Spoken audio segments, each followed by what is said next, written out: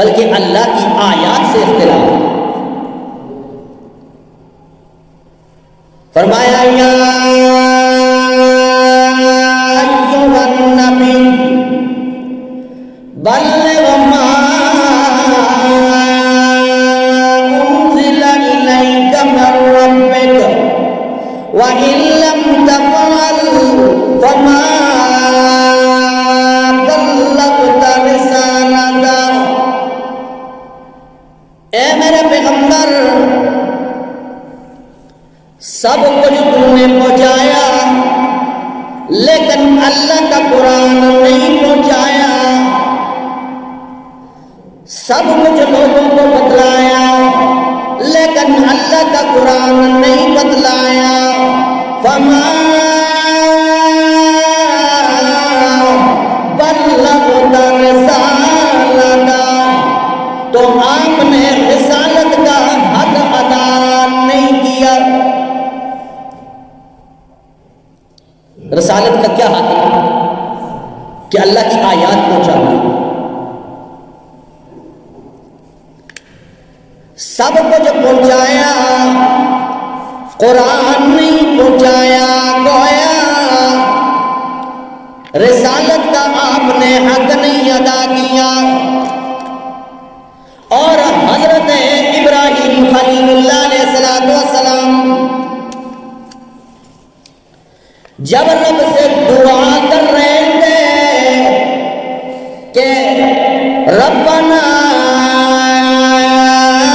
وَبَعَثْ فِيهِمْ رَسُولًا، اللہ اے میرے پروردگار وَبَعَثْ فِيهِمْ رَسُولًا، اللہ کعبہ میں نے بنا لیا ہے، گھر میں نے تعمیر کر لیا ہے، اس میں اس کو آباد کرنے کے لیے رسول تو بھیج دے، رسول تو بھیج دے۔ وَبَعَثَ فِيهِمْ رَسُولًا، اللہ اس میں اپنا عزت والا رسول بھیج، مقام والا رسول بھیج۔ کام کیا ہو سکتا؟ پہلا منصب اس کا یہ ہونا چاہیے یتلو علیہم آیاتک، اللہ وہ تیری آیات لوگوں کے سامنے پڑھ کے سنانے والا ہو۔ وَيُعَلِّمُهُمُ الْكِتَابَ وَالْحِکْمَةَ، اور کتاب اور سنت کی تعلیم دینے والا ہو۔ دو منصب۔ تیسرا منصب وَيُزَکِّیہِم، اور ان کا تزکیہ کرنے والا ہو، شرک سے، بدعات سے، رسومات سے انہیں پاک کرنے والا ہو، سب سے چھڑا کر ایک رب سے تعلق جوڑنے والا ہو، لوگوں کے عقیدے درست کرنے والا ہو، لوگوں کو شرک سے بچانے والا۔ اِنَّكَ أَنْتَ الْعَزِيزُ الْحَكِيمُ، بے شک تو زبردست حکمت والا ہے ربا۔ یہ ہے ابراہیم علیہ السلام کی دعا۔ خود اللہ کے نبی صلی اللہ علیہ وسلم فرماتے ہیں انا دعوت ابراہیم، میں ابراہیم خلیل اللہ کی دعوت ہوں، دعا ہوں۔ انہوں نے میرے لیے دعا کی۔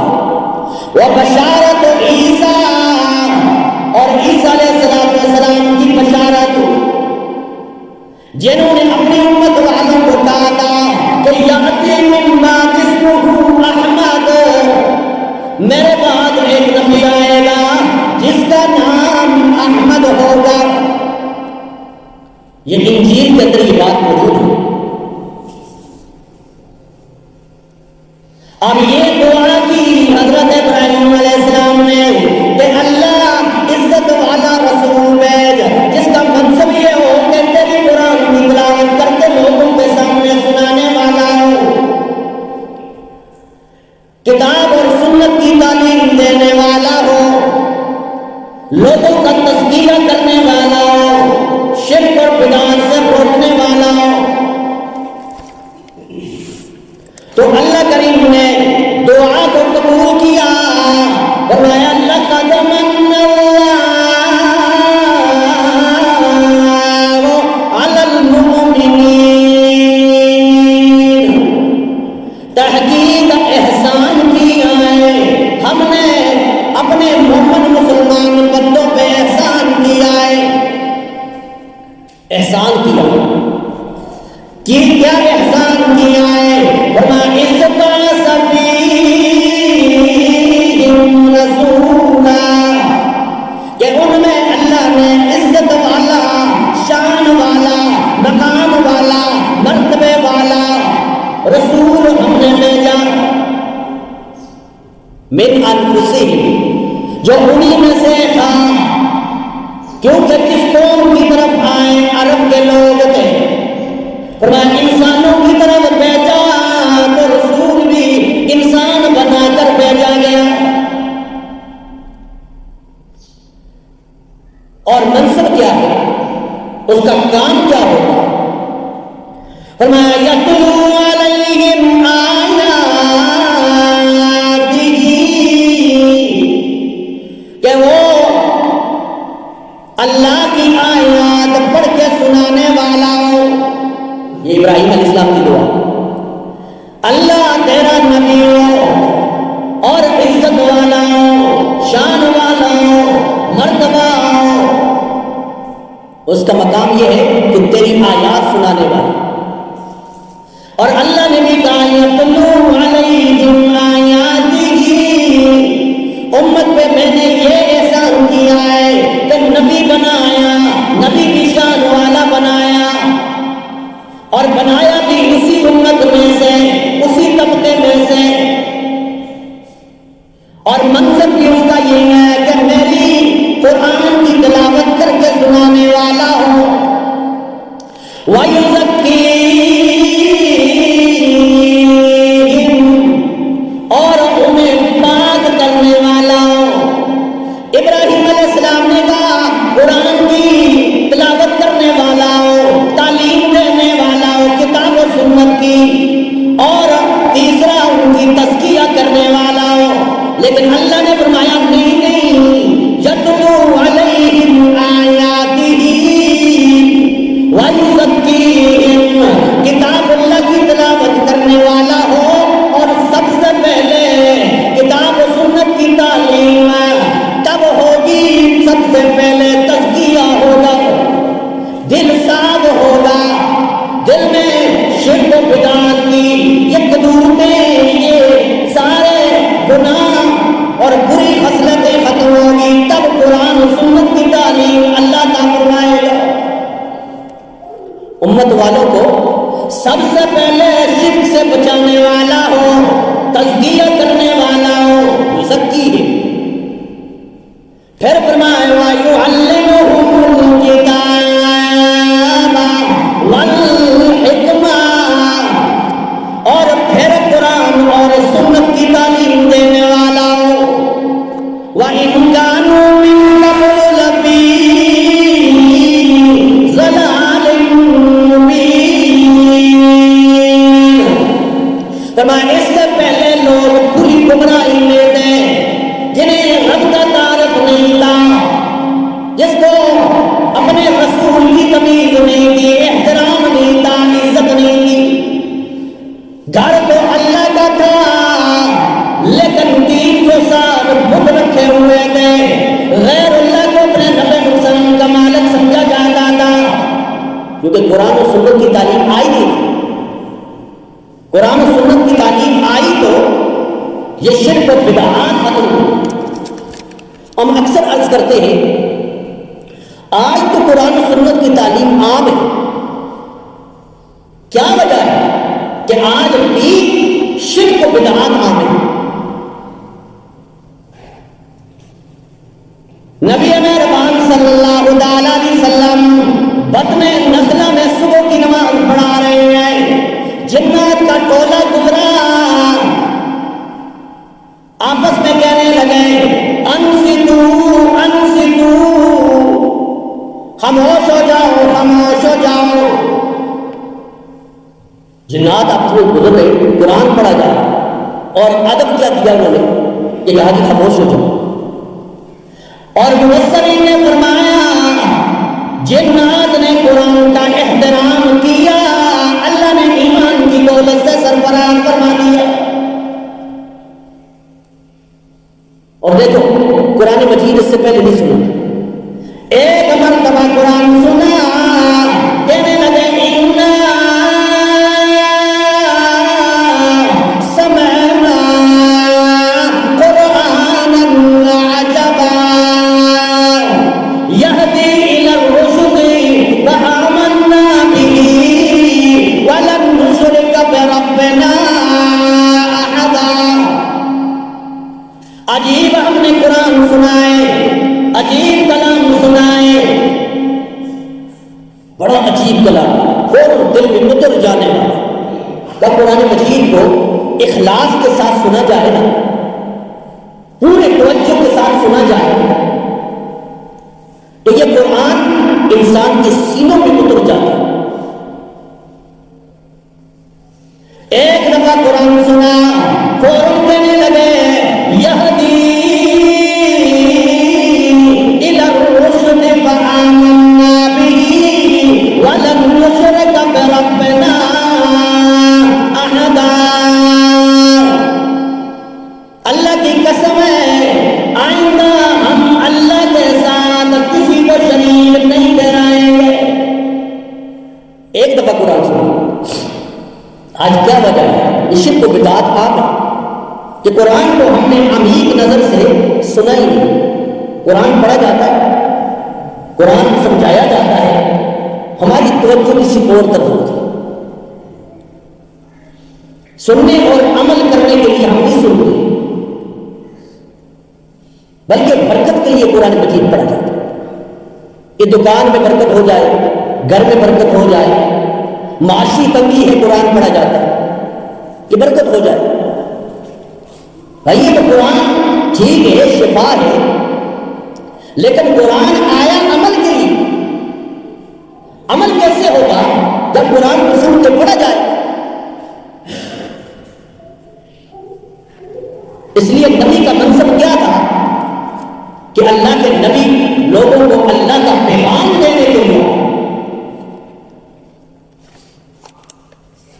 آج تو ہم نے سنا ہے کہ نبی مہربان صلی اللہ تعالی علیہ وسلم نے فرمایا کہ ہر نبی کو اللہ نے ایک دعا دی ہے، لِكُلِّ نَبِيٍّ دَعْوَةٌ مُسْتَجَابَةٌ۔ ہر نبی کو ایک دعا دی ہے، وہ دعا اللہ نے فرمایا ضرور قبول کروں گا۔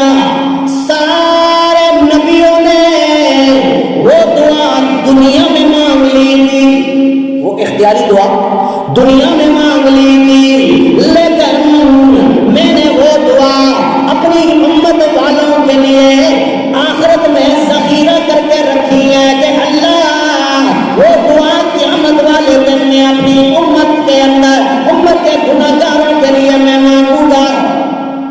اسے شفاعت کہا جاتا ہے۔ ہم نے یہ بھی سنا ہے کہ نبی مہربان صلی اللہ علیہ وسلم نے فرمایا کل قیامت والے دن حساب و کتاب ہونے والا ہوگا، 50,000 سال کا ایک دن، اور ساری دنیا بلبلا رہی ہوگی، آدم علیہ السلام سے لے کر اور دنیا میں آخری آنے والے انسان تک ہر آدمی وہاں موجود ہوگا۔ انبیاء ہوئے، اتقیاء ہوئے، اصفیاء ہوئے، وہاں پہ ساری دنیا موجود ہوگی۔ اب اللہ حساب لینے والا ہوگا، سوا نیزہ پہ سورج ہوگا، بلبلا رہی ہوگی ساری کائنات، اور پہلی شفاعت کبریٰ کہتے ہیں۔ لوگ آئیں گے آدم علیہ السلام کے پاس، اے آدم علیہ السلام، فَأَقُولُ يَا آدم، وہ کہے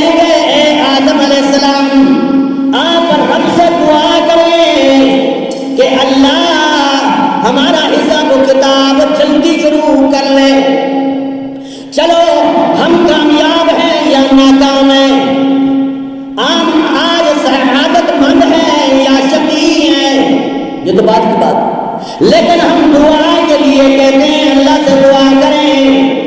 آپ آدم صفی اللہ ہیں، ساری کائنات کے باپ ہیں، آپ دعا کریں کہ اللہ حساب و کتاب جلدی شروع کرے۔ وہ کہیں گے کہ نہیں، لست منا، نہیں آج میں کوئی شفاعت کا اختیار نہیں رکھتا ہوں۔ دنیا کے اندر مجھ سے ایک خطا ہوئی تھی،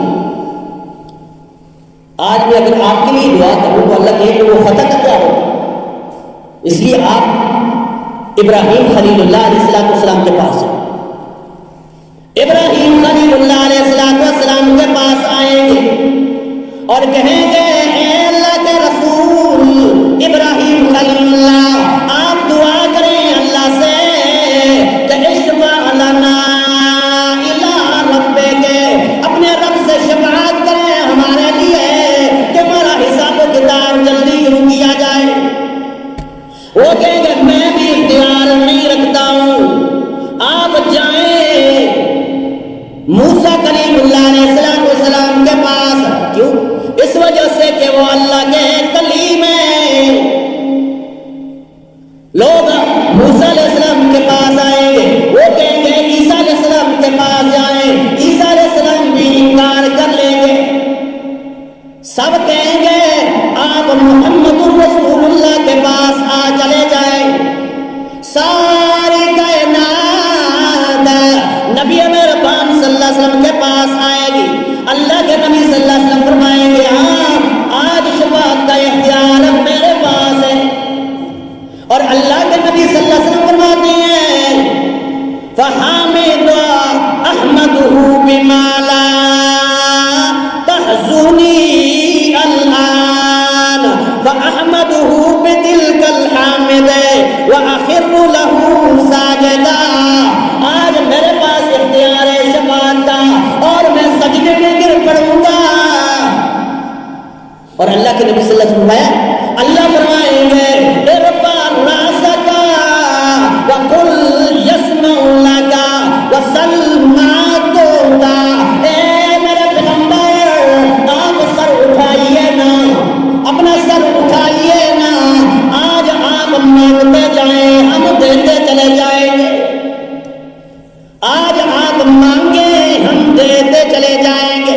گویا شفاعت کا اختیار اللہ کی طرف سے ہوگا، لیکن اس وقت جب اللہ اجازت دیں گے، ورنہ اللہ کے سامنے لا یتکلمون الا من اذن له الرحمن فقال صوابا۔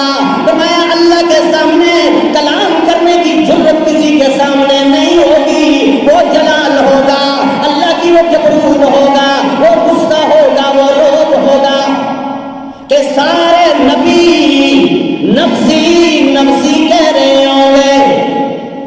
اللہ کے نبی فرماتے ہیں کہ جب اللہ مجھے اختیار دے گا تو میں کہوں گا امتی امتی، اللہ میری امت کا کیا ہوگا؟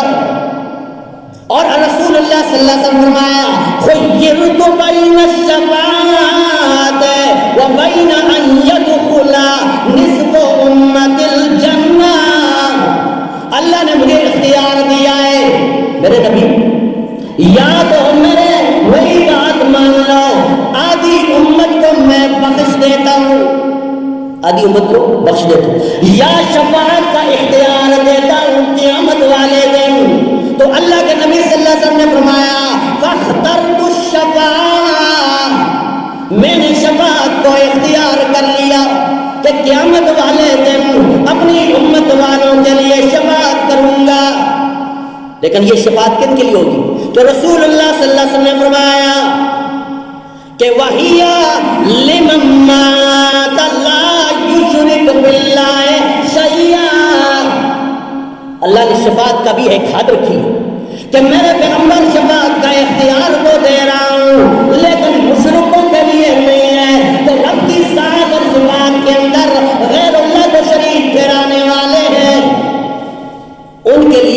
شفاعت نہیں ہے، جو اللہ کے ساتھ شریک ٹھہرا ہے، شرک کرنے والے۔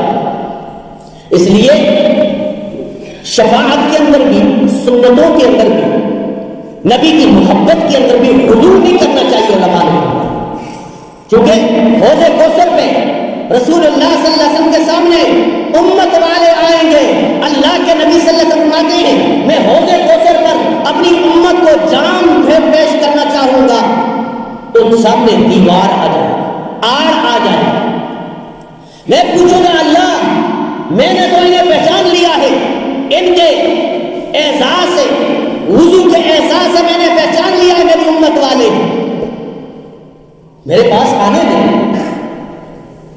تو اللہ فرمائیں گے نہیں میرے پیغمبر، آپ کے جانے کے بعد انہوں نے دین کے اندر غلو کیا، بدعات کی، رسومات کی، اس وجہ سے آج حوض کوثر کے مستحق یہ لوگ نہیں، یہ شرک کرنے والے، بدعات کرنے والے اللہ کے نبی کی شفاعت سے بھی محروم ہے، اور حوض کوثر کے مقدس پانی سے بھی یہ لوگ محروم ہیں۔ اللہ سے دعا ہے اللہ عمل کی توفیق نصیب فرمائے، وآخر دعوانا ان الحمد للہ رب العالمین۔